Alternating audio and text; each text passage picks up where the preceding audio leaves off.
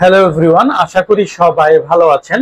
নতুন করে চালু হওয়া বীর মুক্তিযোদ্ধাদের যে স্বাধীনতা দিবসের ভাতাটি চালু হতে যাচ্ছে, তো এটি কারা পাবেন কারা পাবেন না তার কিছু বিস্তারিত তথ্য নিয়ে চলে আসলাম আপনাদের মাঝে। তো যারা এখনো আমাদের ইউটিউব চ্যানেলটি সাবস্ক্রাইব করেনি মুক্তিযোদ্ধা বিষয়ক বিভিন্ন তথ্যের জন্য, অবশ্যই আমাদের ইউটিউব চ্যানেলটি সাবস্ক্রাইব করে আমাদের সাথে থাকুন।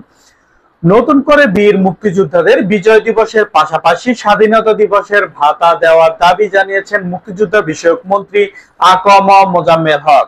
তিনি প্রধানমন্ত্রী শেখ হাসিনার কাছে উক্ত দাবিটি করেন। মুক্তিযোদ্ধাদের এই যে নতুন করে দাবিটি উঠেছে যে স্বাধীনতা দিবসের ভাতাটি, তা সকল মুক্তিযোদ্ধারাই এটাকে সাধুবাদ জানিয়েছেন। আমরাও আশাবাদী যে নতুন করে বীর মুক্তিযোদ্ধাদের স্বাধীনতা দিবসের ভাতাটি প্রদান করা হোক। বীর মুক্তিযোদ্ধাদের স্বাধীনতা দিবসের ভাতা বীর মুক্তিযোদ্ধাদের বিজয় দিবসের ভাতার মতো দেওয়া যাতে না হয়, এজন্য অনেক বীর মুক্তিযোদ্ধা আবেদন করেছেন। আপনাদের সাথে বিস্তারিত এ ব্যাপারে আমরা কিছু তথ্য তুলে ধরতেছি।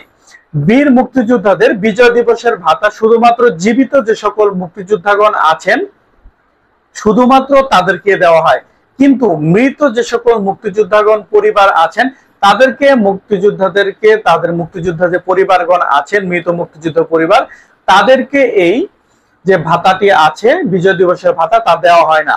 তো স্বাধীনতা দিবসের ভাতাটি কারা পাবেন কারা পাবেন না এ নিয়ে অনেকের মনেই দ্বিধাদ্বন্দ্ব রয়েছে। তো আমরা আশাবাদী যে স্বাধীনতা দিবসের ভাতা এবং বিজয় দিবসের ভাতা দুটি সমন্বয় করে সকল বীর মুক্তিযোদ্ধা ও মুক্তিযোদ্ধা পরিবারের মাঝে হস্তান্তর করা হোক। বীর মুক্তিযোদ্ধাদের পরিবারের মাঝে এই বৈষম্য মুক্তিযোদ্ধা পরিবারগণ অবশ্যই দেখতে চান না। এছাড়া বীর মুক্তিযোদ্ধাদের এই যে ভাতাটি আছে বিজয় দিবস ও স্বাধীনতা দিবসের ভাতা, নতুন করে চালু হওয়া স্বাধীনতা দিবসের ভাতাটি যদি আসন্ন বাজেটে চালু হয়ে যায়, তাহলে উক্ত ভাতাটি যাতে 5,000 টাকা থেকে বৃদ্ধি করা হয়, এ ব্যাপারে মুক্তিযোদ্ধা বিষয়ক মন্ত্রণালয় থেকে প্রস্তাবনা করা হয়েছে। তো আপনাদের সকলের মতামতটা কি? বীর মুক্তিযোদ্ধাদের যে স্বাধীনতা দিবসের ভাতাটি নতুন করে চালু হতে যাচ্ছে, তা মুক্তিযোদ্ধাদের কি সকল পরিবার, যে সকল মুক্তিযোদ্ধা জীবিত এবং যে সকল মুক্তিযোদ্ধা মৃত তাদের পরিবারকেও দেওয়া হবে কিনা, এ ব্যাপারে আপনার মতামতটি অবশ্যই জানাবেন। তো সবাই ভালো থাকবেন, ধন্যবাদ।